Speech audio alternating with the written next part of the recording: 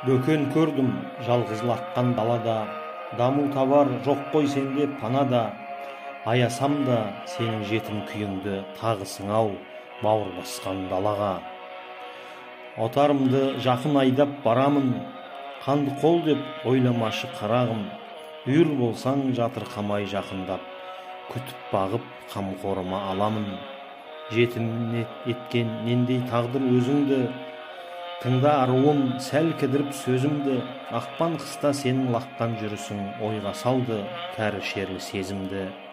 Мен де лаққам сенің шертіп күйіңді, талап кеткен жүрексіздер үйімді. Кескіленіп әкем өлген қолынан, біле алмадым қайда қалыр үйінді.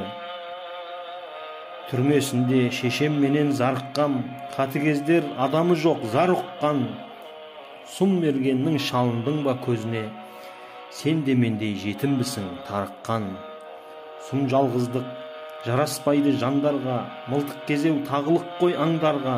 Ілесе алмай жан ауыртқан жарадан, тарттың базап аяз қысқан таңдарда.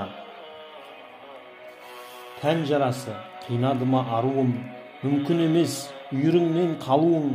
Мұңдас жанбыз ауылға жүр атармен, кезетпеймін сұм мергеннің қаруын. 1980 жыл қаңтар айының 7 күні Жарал Бөкен кездесіп атарға қосылып ауылға келді. Сондағы Бөкенді аяушылықтан туған ән. Қожа Ахметұлы, Мұрат Қажы, Күзембай тегі.